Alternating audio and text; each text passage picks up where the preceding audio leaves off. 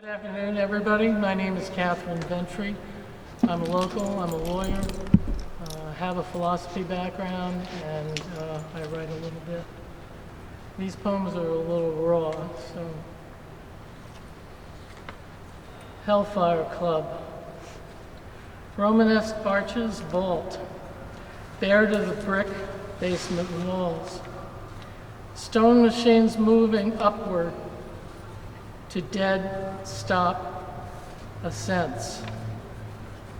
Here an action drawn down to lithograph stillness, naked bodies hold postures frozen to pleasure or pain. This might be a battlefield dressing station where stretched and cabled corpses await vain resurrections. Beneath my seeing, experience covers the world in varnished smoke. A falsely formed shell I mistake for being. In the flood of mechanized humanness we call desire, a destroying awareness removes all and supercools sensation to thought. You can check your clothes for $10, a boy spoke. I push a camel from the pack, shake my head no, altogether sightless.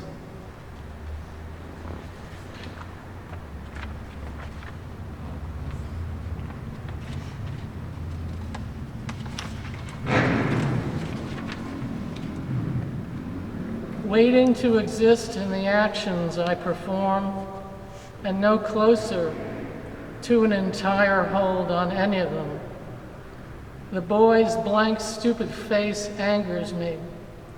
If I can fucking hurt him, possess the act wholly, careless, and indifferent to it, then I need not be caught in the human sequences of a burning down present.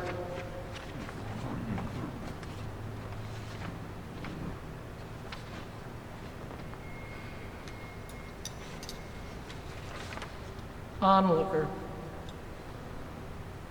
An uncreated part of me refuses entry, yet I am not whole enough to find phantom attachment points for this inverse amputation. This requires an onlooker self who hands you comprehension in a locked box you will not open. I am too solidly material for all that unbroken tension, self-referencing self in series and disappearing into the emptied infinite regresses of mind.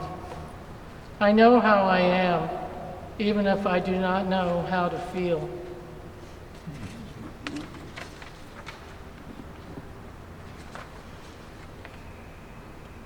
Circular saw.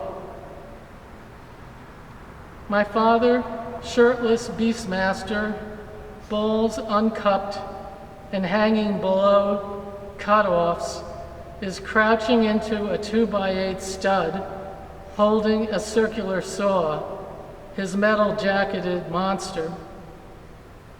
He thumbs a 2-wire hookup, bypassing the burned-out start switch and the stress-cracked dragon's tooth blade burns, smokes, and screams.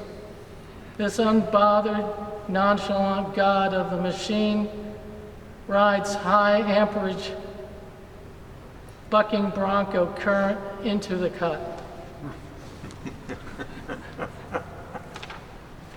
And this, I say this for the last because this is not mine, it's Wilfred Owen, World War I poet, who I admire greatly, whose compressed expressions of horror, yes, I don't think can be beat. Anthem for Doomed Youth. What passing bells for these who die as cattle? Only the monstrous anger of the guns, only the stuttering rifle's rapid rattle can patter out their hasty orisons.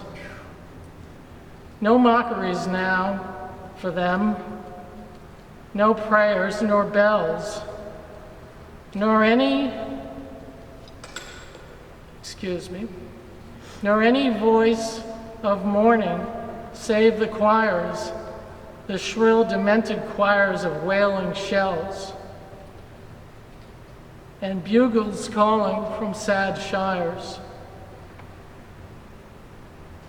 What candles may be held to speed them on? Not in the hands of boys, but in their eyes shall shine the holy glimmers of goodbyes. The pallor of girls' brows shall be their pall, their flowers the tenderness of patient minds, and each new dusk a drawing down of blinds. Thank you, Catherine. Wilfred Owens, talking about a horror of a First World War that did not have to happen, a ceasefire called Versailles, where they then subsequently discussed the operational theater of war for the next 100 years with the inevitability of the Second World War. 120 million people died in the 20th century, and that doesn't even include the death from influenza, which was at least 20 million. Some estimates up to 60 million. Anyway, let's clear the air. We'll bring our next reader.